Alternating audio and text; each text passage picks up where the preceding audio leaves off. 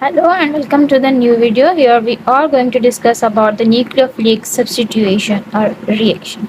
Nucleophilic substitution reaction is a fundamental class of substitution reaction in which electron-rich species will attack or bonds to the positive charge of a group of atoms.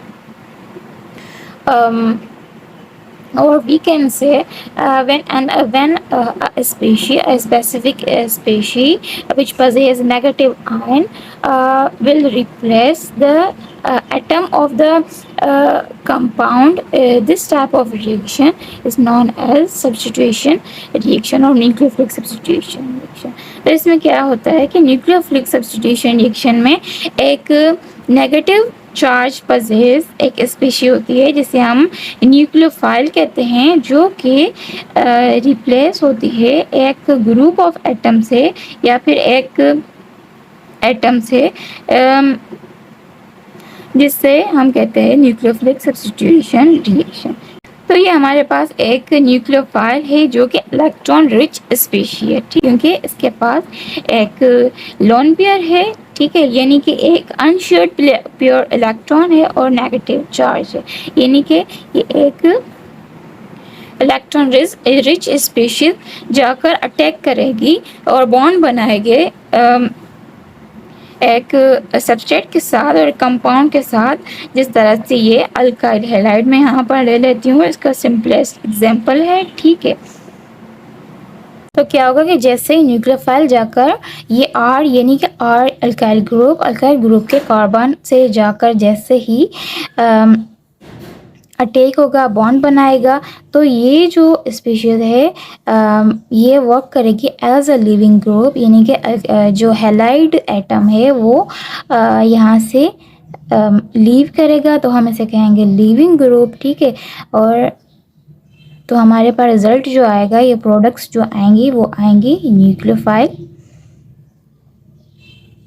Bonded with alkyl group, ठीक है। और plus में हमारे पास यहाँ पर रह जाएगा halide ion, ठीक है। तो ये जो न्यूक्लियोफिलिक सब्स्टिट्यूशन रिएक्शन होता है, ये एक तरह का हेटेरोलाइसिस होती है, ठीक है। तो किस तरह से, क्योंकि अगर हमें पता है कि जब भी होमोलाइसिस होती है तो रेडिकल्स बनते हैं, एक तरह की बॉन्ड ब्रेकिंग होती है एक ही तरह की। लेकिन हेटेरोलाइसिस क्या होगी कि एक के पास नेगेटिव चार्ज्ड पार्टिकल बन जाते हैं, ठीक है। और इसका जो लोन पेयर होता है न्यूक्लियोफाइल का, वो जाकर बॉन्ड फॉर्मेशन में मदद करता है, या लोन पेयर जो है न्यूक्लियोफाइल का वो बॉन्ड बनाता है, ठीक है। तो हमारे पास एग्जांपल है एक hydrolysis of alkyl bromide. Bromide जो है वो प्रोसीड होती है अंडर द अल्कलाइन कंडीशन, ठीक है। अल्कलाइन कंडीशन में ये प्रोसेस होता है, ठीक है। तो अब क्या होगा कि इसमें न्यूक्लियोफाइल जो हमारे पास होता है वो OH ग्रुप होता है, ठीक है। हाइड्रोक्सिल ग्रुप जो है वो हमारे पास यहाँ पर न्यूक्लियोफाइल होता है। तो हम और जो ब्रोमीन एटम है वो वर्क करता है एज अ लिविंग ग्रुप, ठीक है। तो मैं यहाँ पर रिएक्शन ड्रॉ करती हूँ इसका, जिस तरह से hydrolysis of alkyl bromide whenever react with a hydroxyl group, it will form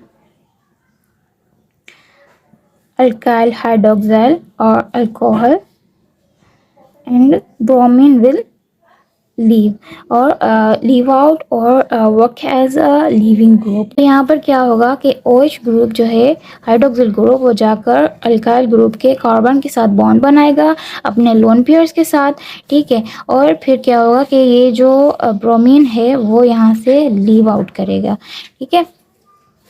अब क्या होता है कि लिविंग ग्रुप जो है हमारे पास वो या तो इलेक्ट्रिकली न्यूट्रल होता है या फिर नेगेटिवली चार्ज होता है, ठीक है। तो मैं यहाँ पर लिख सकती हूँ कि न्यूक्लियोफाइल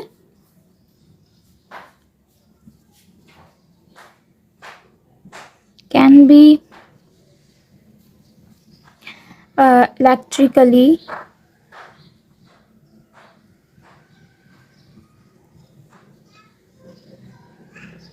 न्यूट्रल और नेगेटिवली चार्ज।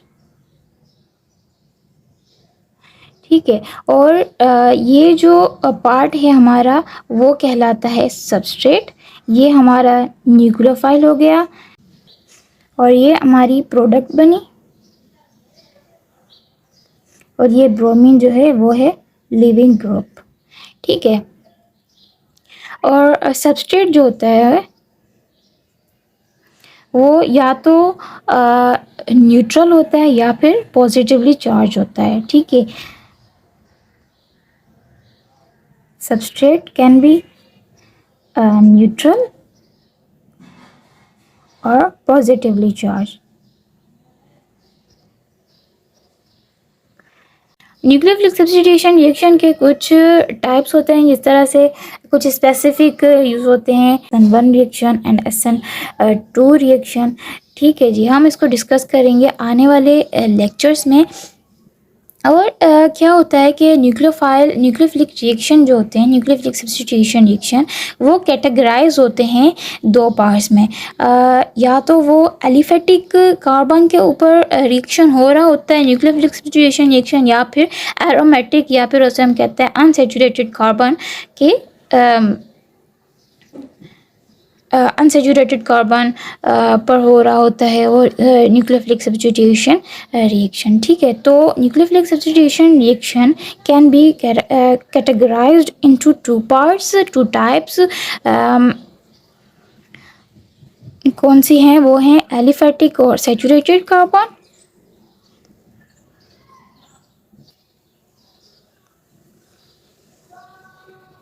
एलिफेटिक और saturated carbon.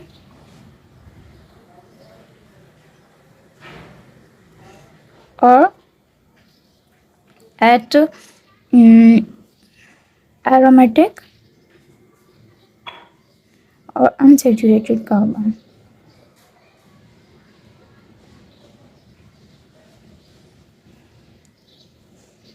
Stay with it. You don't need to water it down.